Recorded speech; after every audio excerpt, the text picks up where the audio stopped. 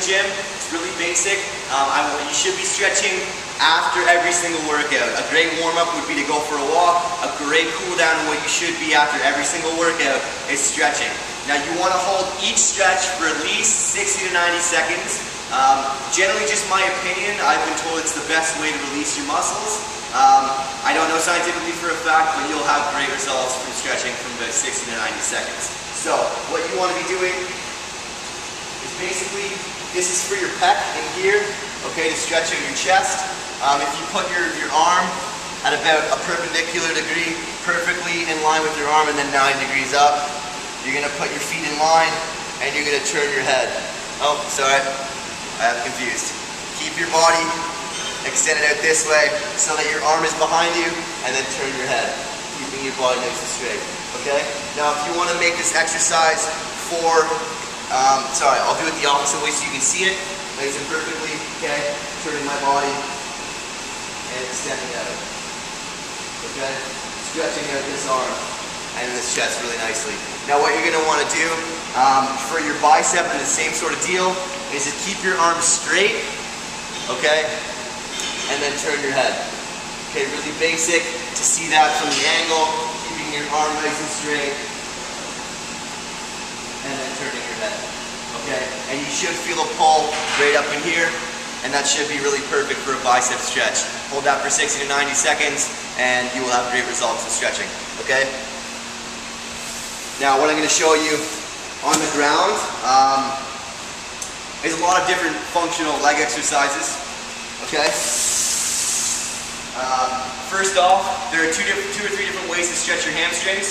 What you're going to do for the first one is keep your legs nice and straight out, just lean forward and stretch. Don't worry about so much about having perfect posture here, because you're going to stretch out all the muscles in your back as well. So just stretching out, you can have a nice arc in your back if you'd like, just stretch them out. Okay, and then eventually after 90 seconds you should notice that your flexibility is increasing. After about 60 to 90, you should be closer to touching your toes. And if you're already touching your toes at the beginning, you should be able to reach a little bit further while keeping your legs nice and straight. Okay?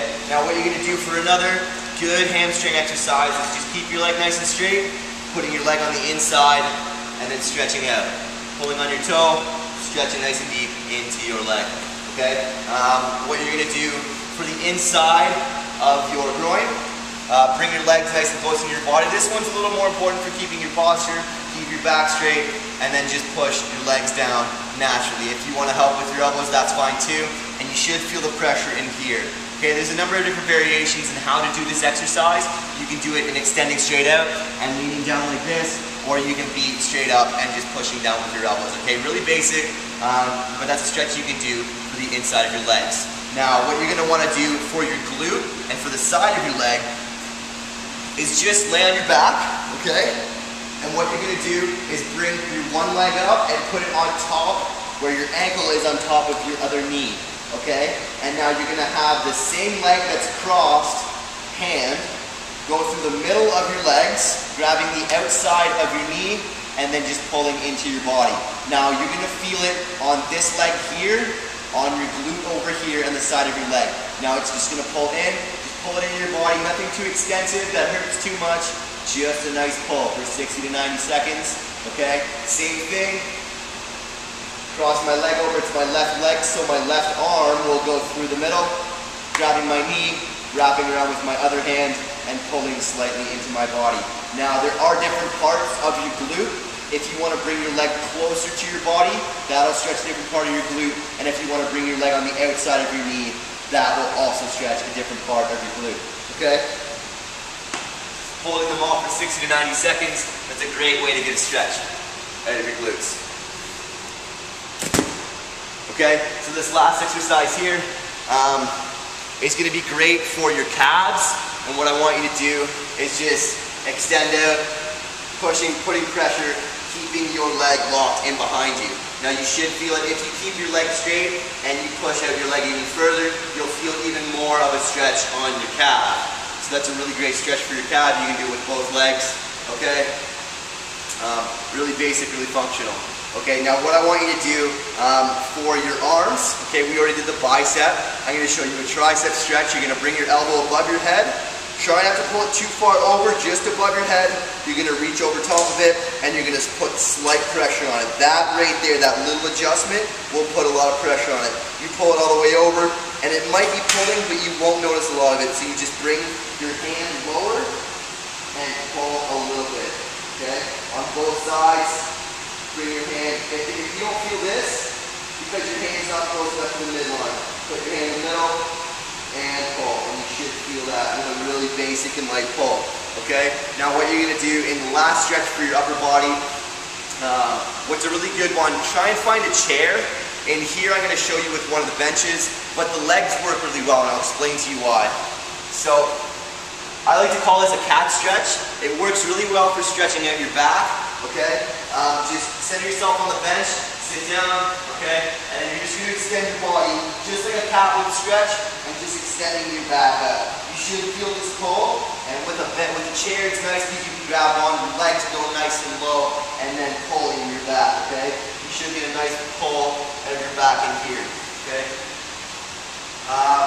3 or 4 other great stretches you can do on the mat. Ideally, this one stretch here, I like a lot because it pulls in all the side here. So bring your hands above, no specific hand positioning. You can lock them together, you can hold them in a fist. And then just pull and extend your arms as high as you can and your legs as low as you can. And it'll pull really nicely in the side here. Okay? Same thing on both sides, really functional. Just like that, holding for 60 to 90 seconds, okay? Lots of people doing yoga have done these kind of stretches. Downward dog, I believe they're called. I'm not a fan or a big expert on yoga. It is a great exercise and I'd highly recommend it. It's good to do, but I'm just not very experienced in it. So what you're gonna be doing is just extending back, and I'm not sure which one's downward dog, but I know that these stretches are great and they feel really good to release your muscles.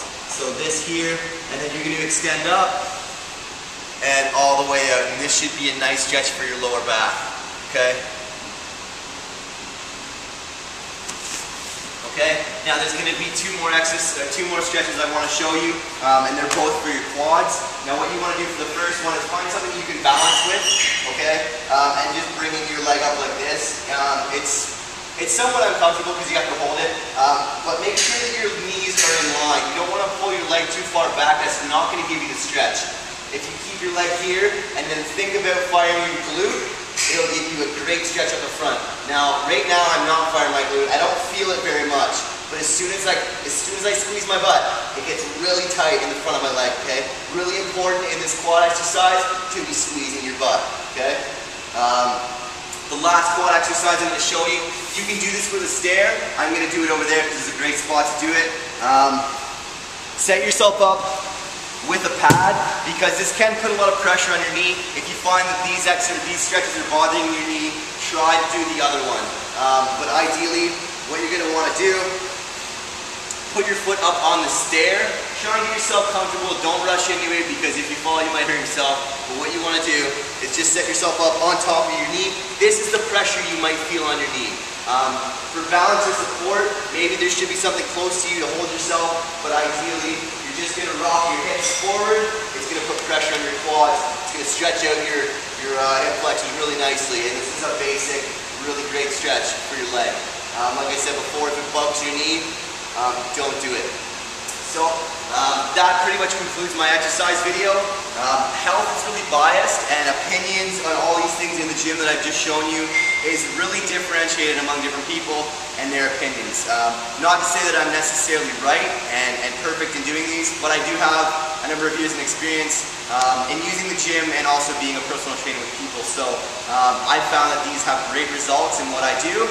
I really love being here, and I hope you enjoy the show.